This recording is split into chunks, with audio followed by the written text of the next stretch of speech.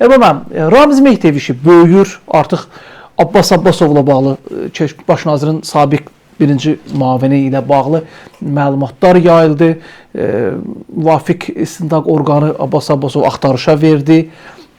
Gültəkin Hacıbəylinin artıq Türkiyədən deportasiya olmasına bağlı qərar qəbul olunub. Mən Gültəkindən başlamaq istəyirəm, sonra Abbas Abbasova keçəcəyik. Biz Gültəkin Hacıbəylinə bağlı burada dəfələrlə sizinlə danışmışıq.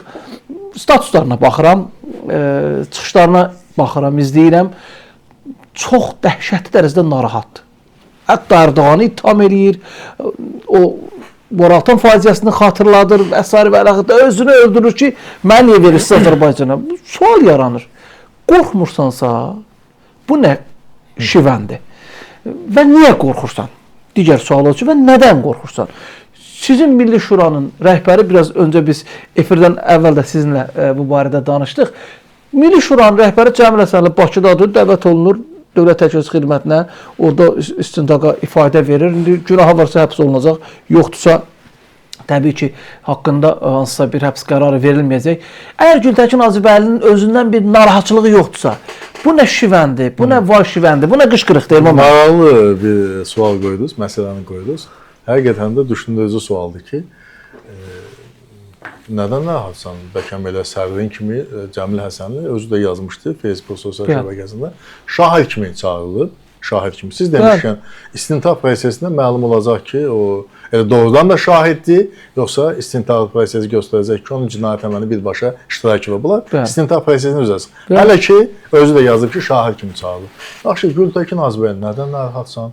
Əgər sənin sədrin, başbilənin, böyüyün, şahid qismində hələ ki çağırılırsa, sən elə özünü davranırsan ki, sanki çox gözəl bilirsən ki, sən şahid ola bilməzsən. Elə əməllər imza atmısan ki, Ramiz Mehdiyevlə elə yaxınlığın olub ki, və bunu da dövlət bilir və sənin bu vurnuxmanın biz motivlərini anlayırıq. Deməli, o necə deyərlər, xoruzun quyruğu görünür.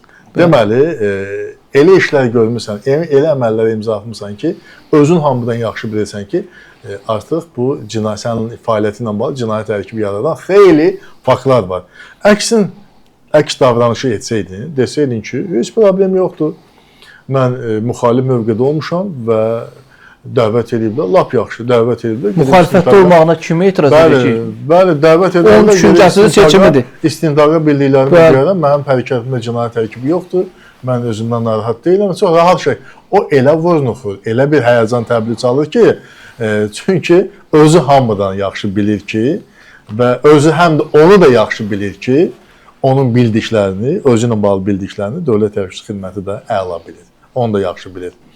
Və belə vəziyyətdir, amma onun Azərbaycana gətirilməsi ilə bağlı məsələ bu hüquqi prosedurlar gedirdi. Bitib artıq. Bitib. Qərar qəbul olunub, deportasiya ediləcək. 5 il müddətində, bilirsiniz ki, Türkiyədə daxil ola bilməz, 5 il müddətinə deport edilir.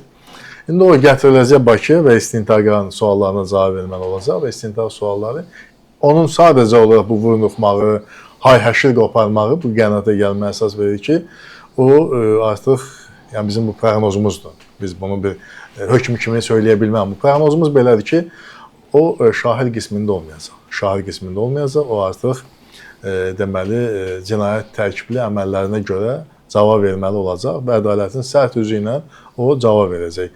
Nə əkmisən, onu da biçməlisən. Bax, reallıq budur, bunu bizim atalarımız, babalarımız həmişə söyləyiblər. Özü də dəfələrlə yazıb ki, o sentyabrın sonlarında Türkiyəyə gedib, biz bilirik ki, Ramiz Mehdiyev oktyabr ayında. Oktyabr 14-də. Oktyabr 14-də onun barəsində ev tutsaxlığı həbs qəti imkan tədbiri seçildi. Yəni artıq qabaqlayıcı addım atıb, preventiv addım atıb. Bəli, qabaqlayıcı addım atıb və niyə qabaqlayıcı addım? Hardan bilib ki, bu proses olacaq? Ola bilər ki, Ramiz Mehdiyev olan bir xəbərdarlıq eləyib ki, proses qəlizləşir, vəziyyət gərginləşir, sən aradan çıx. Əgər Əli Kərimin evində Ramiz Mehdiyevin mətbuatda getməyən Moskva ünvanladığı məktubun redaktə olunmuş variantı çıxırsa, bu onu göstərir ki, yəni Əli Kərimlə Ramiz Mehdiyevin çox sıx əlaqəsi olub.